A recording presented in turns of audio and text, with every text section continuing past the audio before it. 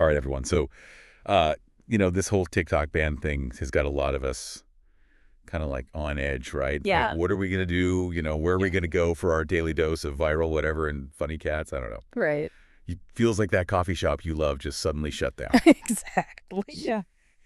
So, but what's really interesting is that it seems like a lot of American TikTokers are already scouting out their, next digital hangout Right. spot. And it's not what you might think. Yeah, this is really interesting. We're seeing that there's this huge surge in interest in this app called Xiaohongshu. Okay. It's also known as Little Red Book, A little red book. and it's already like massive in China. Wow. Yeah, so that's where it all started.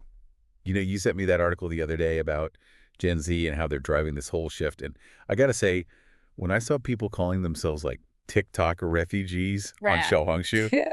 I was cracking up. It's like this whole digital exodus happening right before our eyes. But jokes aside, I'm really curious. Like, what makes Xiaohongshu so different from the platforms we're all used to here? So, I think of it this way. Okay, so if Instagram and Pinterest had a baby, Okay. and that baby was like obsessed with online shopping, Right. that's Xiaohongshu. Okay. I like it already. But it's more than just, browsing and buying. Yeah. What really sets it apart is like the focus on authenticity and, user-generated content, especially when it comes to reviews.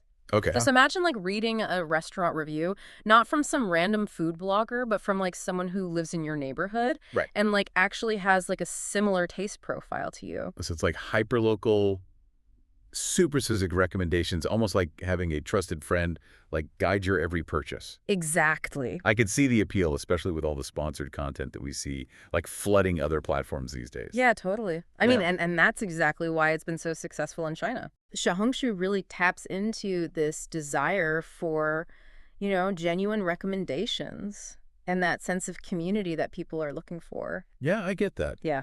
But let's be real for a sec. Like, isn't there a bit of a hurdle for us, American users? I mean, the language barrier alone seems like a pretty big challenge. Yeah, I mean, it's definitely a concern that's been brought up a lot, Yeah. within the community. Sure.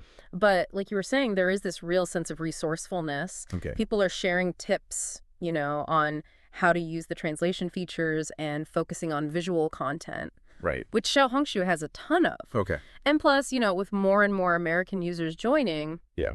there's a good chance we'll see more English content popping up too. So it's not just a platform. It's almost like a cultural exchange that's in the making. That's a really great point. Yeah. And it actually brings up this whole other thing about, the globalization of social media. Like, we might be seeing the very beginning of a shift where Western audiences are like actively embracing platforms from other parts of the world. Wow. And that could lead to like way more diverse online communities and expose us to all these new perspectives. Yeah, it's pretty mind-blowing when you think about it. Like, what started as this potential social media crisis might actually end up opening the door to something completely new and exciting. Yeah.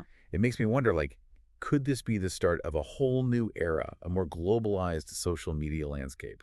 That is the question, isn't it? Yeah. It'll be interesting to see how things evolve over, the next couple of months, even the next year. Hmm. But one thing's for sure, the online world is constantly changing, and Yeah. it's exciting to be a part of it. I agree. And to all our listeners out there, if you're as intrigued as I am, I really recommend checking out Xiaohongshu for yourself. Definitely. It's like stepping into a whole new world of digital trends and cultural insights. Totally. Who knows, you might even find your next, favorite online community over there. You never know. You never know. Absolutely. All right. Thanks for listening, everybody. See ya.